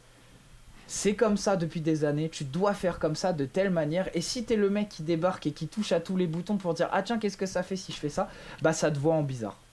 Ça te voit en bizarre, et pour le coup tu vois moi c'est ça qui me fait bien rire parce que voilà je le dis ouvertement, hein, moi j'ai pas peur de balancer mon avis, mais il y a beaucoup d'artistes qui sont là à faire de la lèche à l'industrie pour essayer d'être famous et de péter et de signer dans une maison de disques et youhou on fait des streams et tout machin. Mais en fait, ils ont jamais mis un pied dans ce que c'était l'industrie musicale pour de vrai. Et le jour où on va leur tendre un chèque de 400 000 € et qu'ils vont être tout contents en mode yes, je touche 400 000 €, mais que derrière ils vont pas voir que sous le petit astérix c'est marqué pour 400 000 € t'es ma chienne. Et bah là ils auront que leurs 2 yeux pour pleurer. Parce que 400 000 € ça se rembourse pas comme ça. Et ça, tu vois, moi, ce genre de choses, c'est des trucs que j'ai vus, c'est des choses que j'ai vécues, c'est des choses auxquelles j'ai assisté. J'ai eu un pied à un moment donné dans ma vie dans l'industrie musicale, et on m'a dit droit dans les yeux, en fait, c'est pas comme ça que ça marche. En fait, l'industrie musicale est comme ça, c'est comme ça qu'on fait. Il y a des mœurs, il y a des choses qui disent aujourd'hui l'industrie musicale ça marche comme ça, c'est comme ça que ça marche et on fait pas autrement. Et moi j'ai du mal avec ça. Je dis pas que c'est toute l'industrie musicale, bien au contraire. Mais le gros du gros, en tout cas la plupart du temps, faut pas croire que certains gros artistes, ils sont arrivés en studio un peu comme typiquement Michael Jackson à l'époque, qui arrive, qui est là, qui teste un truc, qui fait ça, machin, qui fait 14 000 top lines et qui fait vraiment un truc artistique. Il y a certains artistes, ils se pointent au studio, on lui dit ok, bah là t'as un mec, il t'a fait la prod, là t'as un mec qui t'a écrit les paroles, là t'as un mec qui t'a fait les top lines, maintenant tu poses. D'où Jésus. Je n'ai pas envie d'être cet artiste-là. J'ai envie de faire ma propre musique, de dire ce que j'ai envie de dire dans ma musique, de faire les sonorités que j'ai envie de faire. Et j'ai pas envie qu'il y ait des gens derrière qui soient là à me dire ah mais non c'est pas comme ça qu'on fait parce que selon l'industrie musicale. Et en fait je trouve ça dommage voilà qu'il y ait des artistes qui soient plus dans ce délire de toucher l'industrie musicale, péter et faire de l'argent plutôt que dans ce truc réellement artistique. Parce qu'aujourd'hui ils se disent j'ai encore mon libre arbitre par rapport à ce que je veux faire artistiquement. Et ils pensent toujours l'avoir le jour où ils signeront dans une grosse major, qui vont vouloir leur mettre à l'envers, tu vois. Et ça, je trouve ça dommage. Et pourtant, c'est pas faute d'avoir ce combat-là. Mais quand je l'ai, très souvent, voilà, on dit que je suis une mauvaise personne parce que je crache sur l'industrie, machin. Mais moi, j'ai vu, je sais ce que j'ai vu, je sais ce que j'ai vécu et je sais ce que c'est. Et aujourd'hui, moi, je veux me battre vraiment pour ce libre arbitre artistique, que les gens puissent s'exprimer, que les gens puissent faire la musique ou ce qu'ils veulent en général, hein, que ce soit dans le cinéma, dans l'art, dans tout en général, qu'il y ait ce libre arbitre et qu'on ne soit pas limité à des cases ou limité à des schémas prédéfinis depuis des années où on dit bah non c'est comme ça qu'on fait pour que ça marche et c'est tout tu vois. Non, absolument, mais plutôt justement parler un peu genre de partage de connaissances. Et là ce que tu dis je trouve ça déjà enfin comment dire, ça reste des propos courageux pour un artiste de ton calibre et tout ça, mais je pense que ça fait aussi plaisir d'entendre ça de la fin, comment dire, peut-être pour les artistes actuellement enfin, qui vont écouter, ou bien artistes en herbe, émergents, qui eux-mêmes se posent ces questions-là, tu vois, comment un peu se positionner, enfin à quoi ça ressemble finalement le fonctionnement de cette grosse machine qu'est l'industrie musicale, et tout simplement pour les auditeurs qui eux sont souvent assez, comment dire, ont pas toujours conscience en fait genre des enjeux. Tu vois, ils vont juste écouter. C'est vraiment ça. Genre, il y a un son qu'ils aiment bien, il y a un artiste qu'ils apprécient plutôt bien. Ils sont en mode, je lance, je stream. Et enfin, ce qu'il y a derrière, l'attention, les enjeux, les remboursements, les majors, les labels, les contrats et tout ça. Souvent, ça, voilà. Donc, quand on parle d'industrie, certains comportements d'artistes, tu vois, enfin, voilà, ça peut expliquer certaines décisions, quoi. Et c'est trop cool que les gens consomment de la musique comme ça. En fait, les gens n'ont pas à savoir ça dans le sens où consommer de l'art, ça devrait pas être prise de tête en fait. On devrait pas se poser la question de comment ça a été fait, dans quelles conditions. Dans le meilleur des mondes, ça devrait être fait dans les meilleures conditions possibles. Au même titre que plein d'autres choses, hein, on va pas rentrer dans des débats, mais il y a plein de choses qui devraient être faites de la meilleure des manières pour qu'on puisse consommer sainement et de la meilleure des manières. Après voilà, moi je trouve ça trop bien que les gens ils ouvrent Deezer, Spotify, X ou Y applications qu'ils ont envie d'utiliser pour écouter de la musique et juste qu'ils lancent un son et si ça leur plaît ils le mettent dans leur playlist et ils l'écoutent autant de fois qu'ils veulent, peu importe la manière dont il a été fait. Juste voilà, faut être conscient derrière que parfois c'est pas toujours très rigolo. Après, c'est pas le cas de tous. Moi aujourd'hui j'ai la chance d'être signé dans un label de publishing où j'ai littéralement tout mon libre arbitre artistique et demain j'ai envie de sortir un son qui dit pipi caca, je le fais si j'ai envie, tu vois. Et personne ne sera là pour rien me dire. Et demain si je dois signer dans un label qui va me produire vraiment, qui va investir de l'argent sur moi, moi je tiens à avoir un contrat noir sur blanc où j'ai mon libre arbitre et artistiquement je fais ce que je veux. Et ça je trouve ça très important parce que je veux garder ce côté artistique et pas juste être un robot qui fait ce qu'on lui dit de faire en fait. Mais franchement, enfin, je pense que c'est aussi, enfin, ça, déjà ça se comprend complètement. Le fonctionnement de l'industrie il est assez particulier et je suis très content que toi tu aies pu trouver un peu cette sorte de niche où tu peux faire ce que tu souhaites exprimer tout en ayant quand même une sorte de structure, un accompagnement, tu vois. Et enfin ouais non c'est en vrai ça tue, je sais pas trop comment rebondir dans le sens où t'as parlé un peu genre de consommer de l'art, de la musique et de tout avant. J'ai un peu l'impression que là limite ça revient un peu à un débat tout bête où en mode écoute c'est comme t'as la nourriture et la nourriture bio, enfin voilà, enfin t'as le choix. Enfin, Exactement. quand t'es un auditeur, tu peux écouter de la musique bio entre guillemets.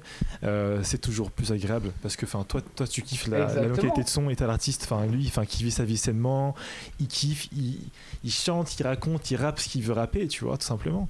Et ce C'est serait ça, hein, énorme complètement. d'aller vers ça. Non, mais oui. Et je trouve que, C'est très important. ouais, non, mais oui, mais je trouve que l'hyper pop, c'est un genre que j'aime beaucoup parce que, bon, alors, évidemment, l'industrie a sa propre réalité, mais quand on s'arrête au son, tu vois, aux lyrics, aux mélodies, tout ça, il y a un sentiment de liberté qui est assez fou. Les émotions Ouais. peuvent être diverses, joie, mélancolie, tout ce que tu veux, colère, mais même aussi au niveau des inspirations. Tu as parlé genre d'Inazuma Eleven, de ton enfance, de la nostalgie, des comédies musicales, mais j'ai l'impression qu'en fait tout est possible. Tu vois, tu peux vraiment tirer des sonorités de n'importe quel monde en fait, même de jeux vidéo. Carrément. Et ça trouve sa place en fait dans l'hyperpop. Et c'est ça aussi qui est assez cool. Donc je trouve ça dommage que un genre qui représente pour moi, en tout cas, aussi bien la liberté, puisse être parfois genre puisse un peu se confronter un peu au mur et à la réalité un peu dure quoi de l'industrie. Donc Malheureusement, malheureusement. ça finit forcément par arriver, au même titre que... Enfin, aujourd'hui, quelque chose qui marche foncièrement, il y a forcément des gens qui ont de l'argent derrière qui viennent investir. C'est comme tout. Ouais, tant C'est qu'il y a comme des plein de intérêts. choses. C'est comme... je sais pas, j'ai pas d'exemple comme ça, mais c'est comme plein de choses. C'est comme, je sais pas... Fortnite à l'époque. Fortnite, c'était un jeu très simple, Battle Royale, ça réinvente un peu le style.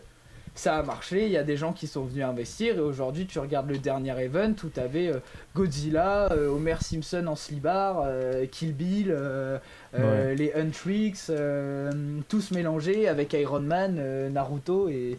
Tu vois, enfin, ça a pas de sens, mais Ouais, ouais. tu vois où je veux en venir, il y a vraiment ce truc de libre arbitre à la base. Et là, malheureusement, c'est un peu ce qui est en train d'arriver avec la hyper pop. Et Dieu merci, on a quand même certains artistes qui sont assez intelligents, c'est pas le mot parce que c'est pas une forme d'intelligence de vouloir ça ou pas. Mais on a des artistes qui restent eux-mêmes et qui veulent garder ce côté artistique et qui parfois ont refusé des contrats en majors ou ont refusé certaines propositions pour garder vraiment ce libre arbitre, ce côté artistique qui fait de ce qu'ils sont et qui fait qu'aujourd'hui la hyper pop en est là parce que comme tu disais, la hyper pop est un des rares styles où tu peux mélanger tout et n'importe quoi. Et c'est génial. Et on devrait pas mettre des barrières ou mettre des cases sur ce genre de style. C'est Ou vrai. sur la musique en général en fait. Sur la musique en général. Mais alors, pour continuer sur l'hyperpop et après on va quand même se recentrer aussi sur ton projet pour comment dire, Avec plaisir. continuer, C'est vrai que je pars un l'interview. peu dans tous les sens. Non, il y a pas de souci, c'est un plaisir d'avoir aussi ton opinion sur ce qui se passe actuellement. Mais c'est un peu ce que je me demandais. Enfin, on a beaucoup parlé de l'hyperpop française. Et il faut savoir donc c'est un genre qui prend un peu partout. J'aurais bien aimé avoir ton avis sur peut-être ce qui se passe du côté des États-Unis. Si tu écoutes aussi un peu cette hyperpop là, si tu restes un peu distant, tu vois. Enfin, c'est quoi ton avis sur ça? Alors moi mon avis sur ça c'est que la hyper pop française et la hyper pop aux États-Unis sont deux styles complètement différents, c'est pas du tout la même chose. Et je ne consomme pas du tout d'hyper pop américaine ou très peu. Ok. Très peu. Si on considère des artistes comme Odetari, Tuolis comme de l'hyper pop, éventuellement de temps en temps, ouais, j'ai quelques sons dans ma playlist parce qu'il y a 2-3 trucs qui me parlent. Après, je consomme. Après, même de la hyper pop française, en vrai, j'en consomme quasiment plus, du moins. Beaucoup moins qu'avant, parce que je me suis redirigé vers d'autres styles qui me parlent un peu plus. Mais à l'époque où je consommais vraiment énormément d'hyper pop en règle générale, j'étais vraiment que sur de la hyper pop française et j'ai rarement écouté de la hyper pop américaine, même si je me suis quand même renseigné sur les bases du style parce que c'est important. Éventuellement, si peut-être la seule artiste dit hyper pop, c'est Charli XCX que j'écoute beaucoup. Après, vraiment, s'il y a une scène underground hyper pop typée États-Unis machin, non, je suis pas dedans, j'écoute pas. Ok. Non, mais c'est aussi intéressant d'avoir ta perspective par rapport à ça. C'est vrai qu'il y a quand même des grosses différences. Et pour le coup, moi, j'ai découvert l'hyperpop par justement les sons ricains, tu vois. Et ce qui était intéressant, c'était que même eux, en fait, assez rapidement, il y avait des tensions. Tout simplement, juste sur le nom en fait. L'hyperpop, ok d'accord, mais enfin, qu'est-ce que c'est, où est-ce qu'on met les limites, tout ça, enfin, qui en fait, qui n'en fait pas. Et donc parmi les artistes assez connus, genre A.G. Cook, bah, lui vraiment dans la posture de dire, écoutez, enfin. L'hyperpop, et ça représente pas grand chose finalement. Enfin, on fait de la musique et on va kiffer. Ouais. D'autres artistes comme 100 Gex sont moins exprimés sur le genre lui-même, ils vont plutôt dire des trucs du style en mode écoutez, on s'amuse, mais effectivement, si on doit représenter un genre, on va plutôt être dans cette case-là, tu vois. Mais écoute, c'est compliqué. Je pense que dans l'ensemble, comme on l'a dit, hein, c'est avant tout des personnes qui essaient de s'amuser, tu vois, et de faire du son avec leurs références, quoi. Complètement. Ouais. En parlant je suis carrément d'accord avec cette idée. Ouais, c'est carré. En parlant de s'amuser, là, je t'invite à m'accompagner dans un petit jeu que j'ai conçu sur mesure pour toi, Byron Love. Et bah, alors, attention, roulement de tambour. Donc là, en face de moi, j'ai un mec de la hyperpop. Donc, je te propose un jeu qui s'appelle donc Hyperpop Culture. Alors, vas-y. Vas-y. Alors, le concept est très très simple. T'as parlé un peu de ton amour aussi pour la pop culture, le cinéma, etc. Enfin, t'aimes l'art en général, tu vois. Oui. Donc... Le fond doit parler. Merde, de ce côté-là, j'ai quelques DVD, machin, j'ai des trucs One Piece et encore. Enfin, on voit pas toute ma chambre, mais je suis très grand fan de la pop culture. Ah ben, j'aime beaucoup. On est avec toi. Ce que je te propose, c'est un concept assez simple au final. Je vais te balancer comme ça, genre des licences. Donc dans ces licences-là, on a quoi? On a du jeu vidéo, on a du film, on a du manga. Et je vais tout simplement te demander de citer le personnage dans lequel tu te retrouves le plus dans ce monde-là, tu vois. Ok. Par exemple, de fou. Pour donner un truc tout simple, tu vois, genre Inazuma Eleven, réponse, ça va être plutôt Byron, j'imagine. Voilà. Exactement. Et ben c'est aussi simple que ça. Donc je te propose la première licence. Bon, j'ai réduit, là j'ai un peu triché, hein. J'aurais dû dire Marvel, j'ai écrit Avengers. Ok, bon, Marvel. Ouais. J'hésite entre Spider-Man et Iron Man. Alors plus Tony Stark en lui-même. Ah, plus Tony Stark que Iron Man. Ouais. Enfin, les deux. De toute façon, les deux se rejoignent, mais cette mentale vraiment de Tony Stark, d'apprendre toujours de ses erreurs et d'être constamment sur le chemin de la rédemption par rapport à ce qu'il a fait dans sa vie et de s'améliorer constamment jusqu'à avoir la fin qu'il a eue. Je trouve ça fascinant et je trouve que typiquement Tony Stark, et Tony Stark lui-même, le personnage, est un des personnages les mieux construits scénaristiquement de l'histoire du cinéma. Sur toute la saga de l'infini. Après les comics, c'est coup-ci coup-ça, il est moins mis en avant dans les comics, je trouve. Mais en tout cas, dans le MCU et surtout dans la saga de l'infini jusqu'à Endgame, scénaristiquement parlant et niveau évolution, c'est un des meilleurs personnages de tout le cinéma, je pense. Franchement, j'avais jamais entendu cette take-là, et en même temps, je la comprends, je l'entends de fou, dans le sens où le MCU a eu le succès qu'on lui connaît, et jusqu'à aujourd'hui, des gens, moi y compris, attendent le retour de Tony Stark. C'est-à-dire qu'il y a vraiment une attache profonde avec ce personnage-là, qui à un moment est devenu, c'était un héros, et c'est devenu finalement juste, quelqu'un qui en pouvait se retrouver, pour ses combats. Complètement. Très, très intéressant comme réponse, ouais. Alors, on va énerver personne. La question suivante, ça va peut-être concernant le DCU, DC Universe. Dans la Justice League, tu te verrais dans quel personnage plutôt?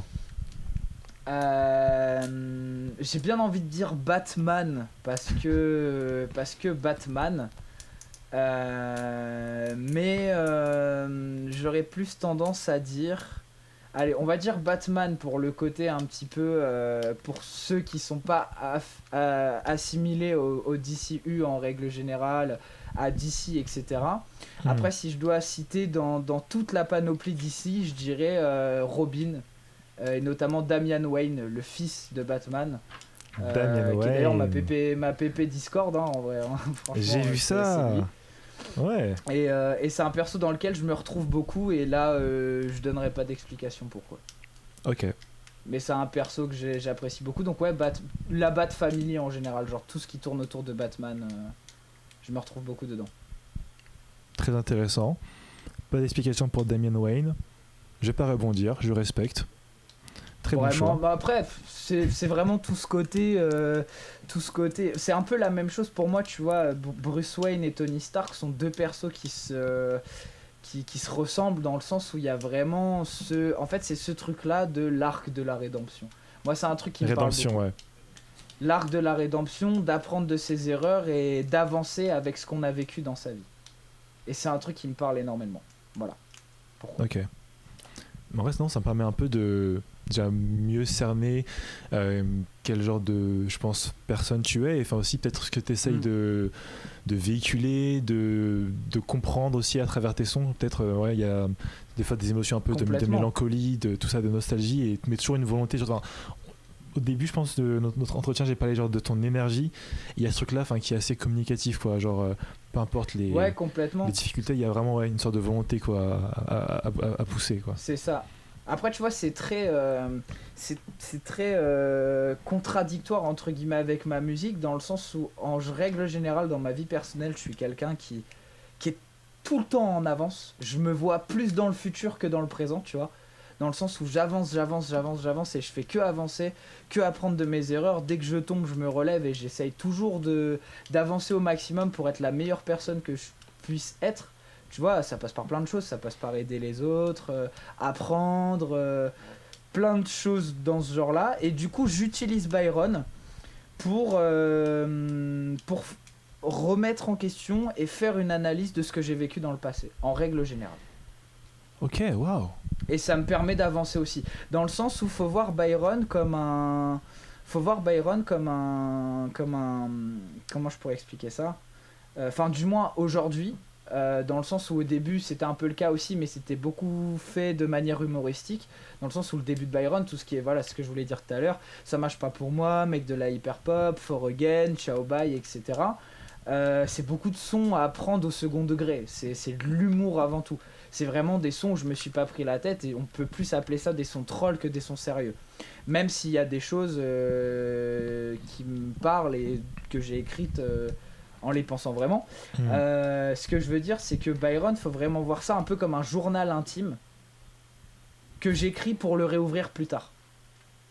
Ok. En fait. Donc ça me permet d'avoir une empreinte du passé, d'une empreinte de ce que j'ai vécu, tout en continuant d'avancer, mais en me disant, je sais pas, dans 2-3 ans, je réécouterai ces sons, ah bah ouais, j'ai vécu ça. Tu vois. Wow. J'aime beaucoup ce parallèle avec le journal intime, où du coup, on peut avoir en effet toutes les émotions. On peut avoir les délires, les blagues un peu stupides, et puis aussi les jours c'est plus compliqué. C'est ça. C'est vraiment l'évolution. En fait, je pense que le mot qui représente le mieux Byron, c'est évolution. Une évolution. Ok. C'est nickel parce que du coup, ça m'amène à la prochaine licence qui est Pokémon. Ok. Quel genre de Pokémon est Byron ? Je sais pas.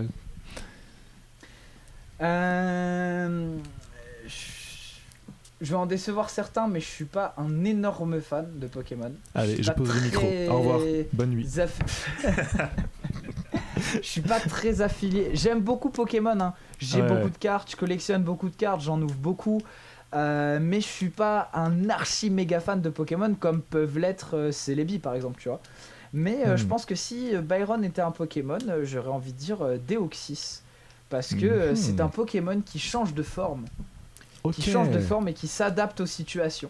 Et je trouve que ça me représente bien. D'accord. Je suis quelqu'un qui s'adapte énormément aux situations en règle générale. Donc Deoxys, ouais, complètement.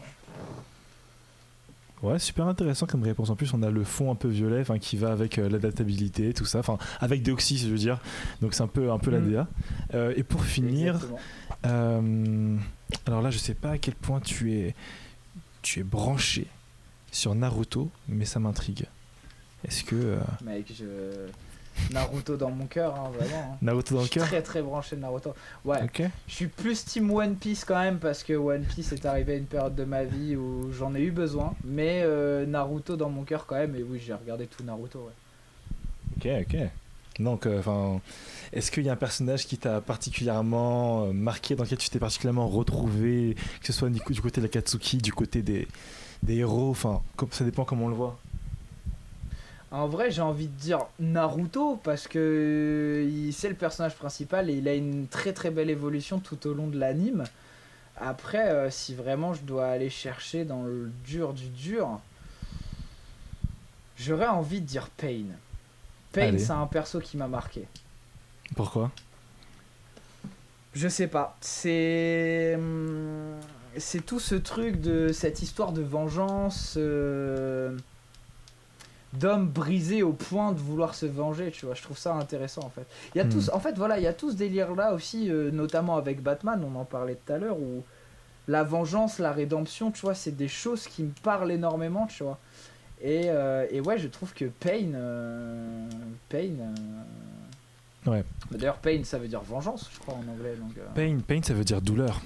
Ça veut dire. douleur, ouais, je suis trop gaze en anglais. Mais tu vois, genre tout ce délire, ouais, de pain, de souffrir au point de vouloir faire du mal aux autres et se venger, je trouve ça fascinant. Donc ouais, je dirais Pain. Franchement, personnage super intéressant, Pain, avec cette vraiment trajectoire qui a été un peu brisée. Enfin, tu sens que c'est ça aussi qui intéresse avec Naruto, c'est dans le sens où, enfin, certes, c'est un méchant parce qu'il fait du mal, mais c'est quelqu'un qui a pas toujours été comme ça, tu vois. Et c'est ça aussi qui, je pense, participe à la nuance du gars. Alors, techniquement. C'est ça, c'est avoir une haine jusqu'à en être aveugle, tu vois, c'est fou. Mais malheureusement, mais ouais. Alors, techniquement, je voulais pas non plus trop te tenir la jambe sur ce jeu-là, mais on a parlé, enfin, t'as évoqué 2 fois One Piece, je peux pas finir sans te demander de One Piece, camarade, enfin, qui serais-tu? Parce que là, ce serait vraiment trop méchant, quoi. En vrai, moi j'aurais tendance à dire Luffy, parce que je suis quelqu'un en règle générale qui essaye toujours d'être joyeux. Et tu sais, il y a ce truc là un peu dans One Piece où ils débarquent sur une île, ils connaissent personne, Luffy il fait son Luffy et tout le monde devient pote avec lui, tu vois. Ouais. Bah, c'est un peu l'histoire de ma vie aussi, dans le sens où ça m'arrive très souvent de débarquer dans des endroits où je connais personne et de ressortir et de kiffer tout le monde et d'être pote avec tout le monde, et ça m'arrive très souvent, tu vois. Donc j'ai ce côté un peu Luffy. Mais d'un autre côté, en règle générale, j'ai déjà posé la question aux gens par pure curiosité en disant ouais, si j'étais un perso de One Piece, je serais qui?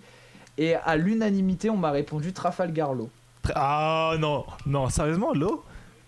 Je te jure, à l'unanimité. Et je l'ai posé à plein de potes sans qu'ils se soient concertés ou quoi, en disant mais quel perso de One Piece je serais? Et Trafalgar Law, parce qu'en fait j'ai ces deux côtés là où je peux vraiment être très extraverti à la Luffy, vraiment partir dans tous les sens, kiffer de fou, et d'un autre côté avoir cette partie aussi de ma vie où parfois j'ai besoin d'être seul, avec ce côté un peu Dark Sasuke comme on dit, tu vois, même si bon, c'est plus pour le troll de dire ça, qui fait un peu ce côté low, ce côté un peu brisé. Mais au fond, t'es un gars bien et t'as envie d'aider les gens et t'as envie d'avancer, et encore une fois la rédemption en fait, hein. La rédemption, encore une fois, hein. Absolument. Ah ouais. C'est Alors, vraiment ça, je pense que c'est un mot qui définit bien ma vie, la rédemption en règle générale, tu vois. D'accord, la rédemption. Ouais. Mais tout ça nous amène à Just Be. Ouais. Just Be, effectivement. En écoutant l'album, et je t'ai envoyé cette petite question-là à un moment donné parce que j'étais un peu, enfin, j'étais un peu dans les questions. J'étais en mode, mais est-ce qu'on est sur une nouvelle persona? Est-ce que, enfin, maintenant c'est juste B? On est plus sur du Byron et tout. Enfin, comment dire? Comment dire? Enfin, est-ce que dans Just Be, on est sur un personnage, on est sur une persona? Est-ce que on est sur de la rédemption aussi? Est-ce qu'on arrive? C'est une voilà, c'est la confusion dans mon cerveau, mais je t'envoie tout ça, je sais pas ce que t'en penses. En fait, je saurais pas comment expliquer ce projet-là, dans le sens où, sans rentrer dans le détail, faut partir du principe que tout ce qui est expliqué dans cet album et dit sont des ressentis que j'ai eus envers une seule et même personne. Ça parle toujours de la même personne, du début jusqu'à la fin, et que toutes les situations décrites dans cet album sont vraies. Ce sont des vraies choses que j'ai vraiment vécues avec cette personne. Donc c'est très compliqué à définir Just Be comme projet. Est-ce que c'est un projet de rédemption? Je pense pas, dans le sens où l'arc de la rédemption, actuellement, il est maintenant dans ma vie. Et pas au moment où j'ai fait Just Be. Je pense que Just Be, c'est la réalisation. La réalisation de ce qui se passe, la réalisation de comment je vis la chose, et c'est surtout dire ce que j'ai sur le cœur. Just Be, c'est un amour impossible. Just Be, c'est un amour toxique, c'est un amour impossible, c'est à la fois la passion et à la fois la douleur. Ça parle d'énormément de choses, Just Be. En fait, Just Be, ça peut être un projet typiquement, voilà, tout le monde le sait, ça parle d'une relation, Just Be, ça parle d'une histoire qui s'est passée, tu vois, d'une histoire amoureuse. Aujourd'hui, une histoire douloureuse, ouais. Quelqu'un qui va vivre une histoire amoureuse avec quelqu'un qui va être dans le flirt, peut écouter Just Be et s'y retrouver. Quelqu'un qui va être en couple dans une relation saine peut écouter Just Be et s'y retrouver. Quelqu'un qui va être en couple dans une relation toxique peut écouter Just Be et s'y retrouver. Et quelqu'un qui est en goumin, entre guillemets, que ce soit une relation qui se soit bien ou mal terminée, peut se retrouver dans Just Be. Et c'est ça que j'ai trouvé fascinant à faire dans mon projet, dans le sens où tout Just Be a été réalisé à ce que les prods ont été faites par mon producteur en direct, j'ai posé le micro, j'ai chanté. Fin. Okay. Et Just Be a été fait comme ça. Il n'y a zéro écriture sur tout le projet. Les seules parties dites écrites, entre guillemets, c'est j'ai repris des conversations de messages, des messages que j'ai reçus, toujours de la même personne, des messages que j'ai reçus, et je m'en suis inspiré, et j'ai balancé des phrases. Et juste, je me suis posé devant le micro, j'ai crié mon amour, j'ai crié ma haine, j'ai crié ma peur, j'ai crié ma tristesse. Ça a enregistré, on a fait les sons, et après chaque séance studio, je pense que j'ai fait un malaise à l'enregistrement de 600 notamment à la fin, et j'ai pleuré aussi à l'enregistrement de certains sons. Ok. Ouais, c'était. Donc c'est sincérité pure et dure. Just Be, c'est ouais. Just Be, c'est moi je l'ai vécu, tu vois. C'est vraiment je l'ai vécu et je l'ai enregistré au moment où je l'ai vécu, tu vois. Et c'est vraiment sorti tout seul. Il y a rien de plus, rien de moins. Et c'est là toute la force du projet en fait. Il y a rien de plus, rien de moins. C'est Just Be. C'était un moment Just Be. Voilà. Mais pour répondre à la question de B, Byron, non, c'est toujours Byron. B, c'est lié à cette histoire, c'est tout. Okay. Le B, parce que voilà, souvent les gens m'appellent le B, B-E-E, ça fait l'abeille, le B, tu captes. Et en même temps, du coup, il y a beaucoup de choses qui étaient liées aux abeilles à ce moment-là. Je donnerai pas d'exemple pour éviter de trop en dire sur l'histoire. Mais il y a plusieurs éléments de ma vie à ce moment-là qui étaient liés aux abeilles. Et Byron, voilà, ça s'est fait tout seul. En fait, je l'ai trouvé comme ça, c'est arrivé de nulle part, tu vois. Just Be, c'est comme si je me posais face à quelqu'un et que je lui racontais cette relation, tu vois, en fait. Sauf que là, je le fais en musique. Sauf que là, tu le fais en musique. Et c'est pas dans le bon ordre aussi, hein. Le projet est pas dans le bon ordre. Hein. J'ai choisi personnellement... de mettre chaque bout de l'histoire un peu à droite à gauche. Hein, D'accord, je me disais que... Attends. Ok, est-ce que genre dernier appel, il est au milieu, il pourrait être à la fin du projet. Il est vers la fin, tu vois. En vrai, il y a un ordre dans le sens où Just Be, ça, en vrai... Je vais pas donner de détails. Juste, je vais pas donner de détails. Partez du principe que Just Be, vous pouvez l'écouter dans l'ordre que vous souhaitez. Nous, il a été mis dans cet ordre-là parce que ça nous plaisait de le mettre dans un cafouillis bordel comme ça. Mais faut partir du principe que Just Be, il peut être écouté dans l'ordre que vous avez envie de l'écouter. Si vous avez envie de l'écouter dans l'ordre où il est là, c'est très bien. Si vous avez envie d'écouter, je sais pas moi, 600 en premier, Bohemian Rhapsody après, Dernier Appel, Tell Me Why et 5am, enfin 5h du mat, vous l'écoutez dans l'ordre que vous voulez. Les sons sont indépendants. Ouais. Juste moi je les ai vécus d'une certaine manière, dans un certain ordre. Maintenant à vous de faire votre ordre par rapport à ce que vous vivez.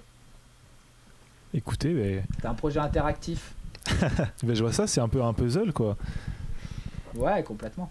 Après, j'avoue, j'aime bien le côté un peu mélangé dans le sens où ça fait un peu comme des souvenirs, tu sais, les moments qui reviennent un peu par bribes et tout. Complètement. Ouais. Complètement. Mais, et pourtant, les sons, je les ai écrits sur le tas. Enfin, je les ai faits sur le tas. Ouais. C'est pas des souvenirs. Ah, punaise. C'est ça qui est fou. C'est ça qui est fou. Franchement, tu vois, quand je... Parce qu'encore une fois, je donnerai pas de détails, je veux pas donner de détails autour de Just Be, mais c'est une expérience tellement qui peut être prise personnellement, tu vois. Moi, je l'ai vécu comme ça, mais les gens se retrouveront dedans en mode, mais oui, moi aussi, je l'ai vécu, mais de cette manière-là, donc ça me parle finalement, tu vois. Et non, Just Be, franchement, c'est un projet qui est aussi intense parce que ça a été fait sur le tas. Il n'y a pas de 1, 2 mois après. Non, ça a été fait sur le tas. Non, il y avait c'est comme un cri, quoi. Il y avait quelque chose qui devait s'exprimer. Complètement. Et j'ai pas attendu midi à 14h pour le faire, quoi. Écoute, ma dernière question va être la suivante. Écoute, Byron, t'as évoqué à quelques reprises, je pense, un après, le fait que vous travaillez un peu maintenant sur peut-être d'autres sons et tout. C'est quoi la prochaine étape pour Byron?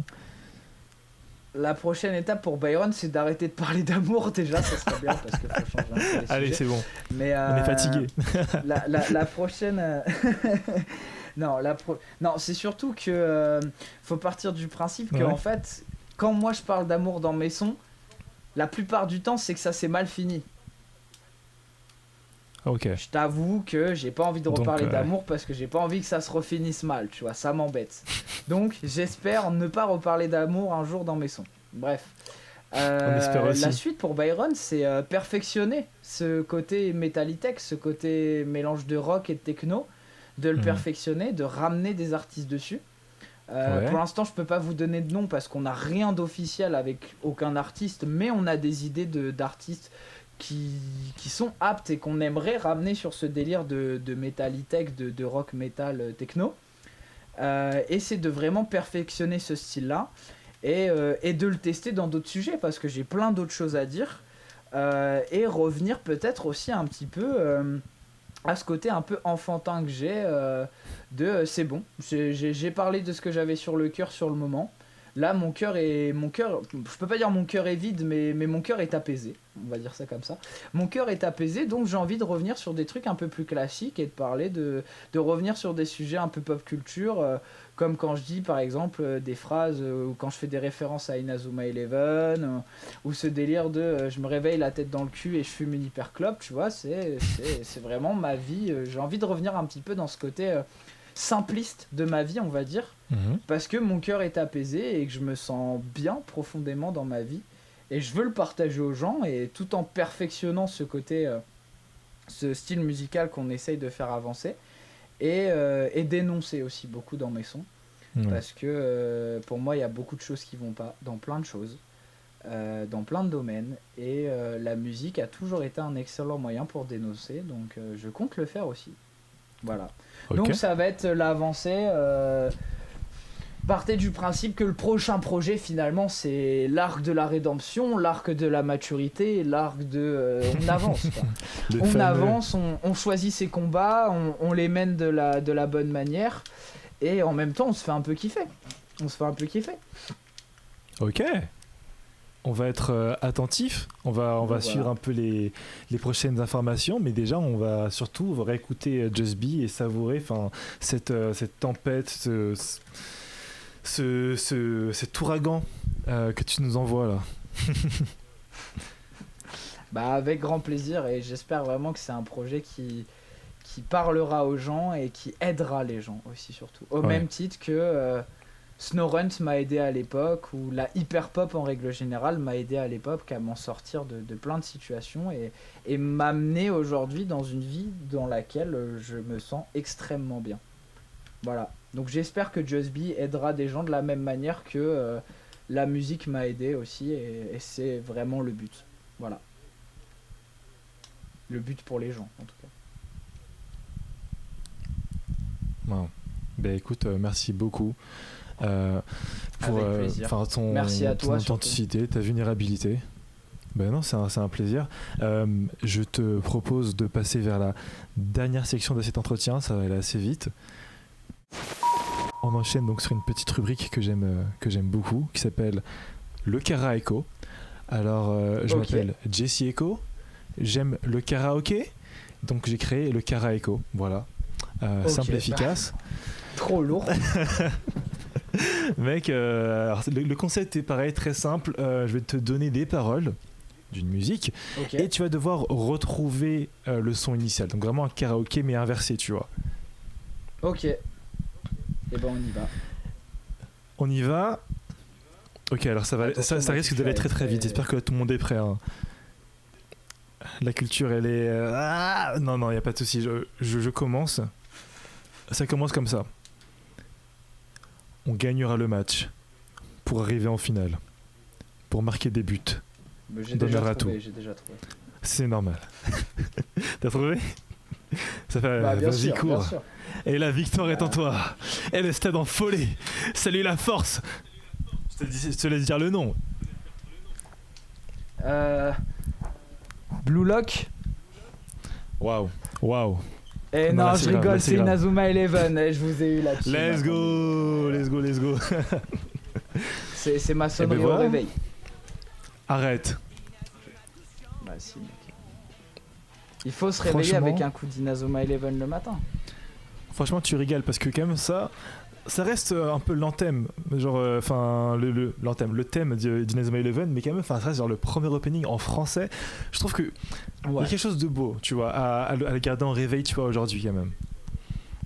Et surtout, c'est un des rares openings chantés en français qui est vraiment bon. Parce que bon, après il y a Pokémon aussi, il y en a d'autres, mais quand tu écoutes aujourd'hui les openings chantés en français, le dernier qui était bon c'était celui de One Punch Man fait par Orelsan. Après c'est pas ouf quoi, en règle générale je trouve. C'est vrai que en fait là c'est vraiment difficile parce qu'il y a tellement de nostalgie, tu vois, qui joue que... Je pense que oui, c'est surtout ça. Ouais, enfin, mes préférés, évidemment, c'est ceux de mon enfance, tout ça. J'en ai aucune idée, moi, genre les Pokémon, les Scooby-Doo, les Wakfu, les Yu-Gi-Oh! Enfin, voilà, Galactic Football, enfin, bref. Mais peut-être que... Enfin, j'espère qu'actuellement, il y a des jeunes qui sont en train de s'ambiancer de fou sur des openings en français. Et puis voilà, quoi. Bah, j'espère aussi. Et surtout aussi, n'hésitez pas à consommer les œuvres dans la version originale. C'est très intéressant aussi. Absolument. J'aime bien le dire. Non, il faut le dire, il faut le dire. Cool. C'est cool de regarder en français, mais c'est cool aussi de regarder en version originale. On va me prendre pour Reggie Gorilla à dire ça, mais en vrai, c'est super important aussi parce que ça vous apprend à parler la langue dans laquelle c'est parlé. Et c'est intéressant aussi parce que vous le consommez de la manière où ça a été préparé. Vous ne rajoutez pas de sel dans les pâtes. Vous les mangez nature. Et parfois, c'est bon aussi. Parfois, c'est bon aussi. Non mais je pense qu'on peut finir l'épisode sur cette belle analogie. Voilà. Franchement, belle comparaison. Si t'as envie. Mais ouais, écoute, franchement, merci beaucoup Byron pour ton temps. Merci pour les pâtes. Merci pour le miel. Dédicace aux abeilles. Mais on devait faire des éditions avec du miel pour les CD et finalement on n'a pas pu. Ah voilà, là, mais t'as le leak. On devait faire du miel avec les CD pour le rapport avec l'abeille, mais malheureusement on n'a pas pu. L'usine, ils nous ont dit c'est pas possible. Mais un jour on le fera. Ça aurait été un régal. Franchement, ça aurait été un régal, mais c'est pas grave. On va écouter le son. On vendra du miel, Byron. Mais oui, il faudrait être là, les gens. Franchement, branchez-vous, Branchez-vous Byron, et comme ça, vous pourrez avoir votre petit pot de miel. Ouais, de fou. Ouais. Écoute, est-ce que tu aimerais dire peut-être un dernier petit mot, pour clore cet épisode? La pression. Dire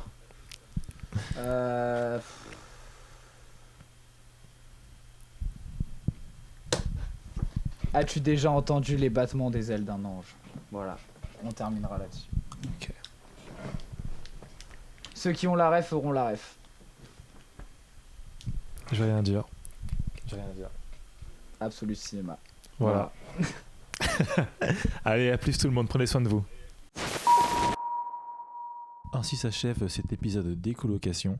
Je tiens à remercier Byron pour sa participation, Alexandre pour son travail de mixage et vous pour votre écoute. Si vous voulez écouter plus d'épisodes d'Écolocation, rendez-vous sur Spotify ou bien toutes les autres plateformes de streaming, évidemment YouTube. Et pour avoir nos actualités, ça se passera sur Instagram. Donc voilà, on se retrouve très vite pour un prochain épisode d'Écolocation. Et d'ici là, je vous souhaite beaucoup de bonnes choses et beaucoup de bonne musique. Ciao!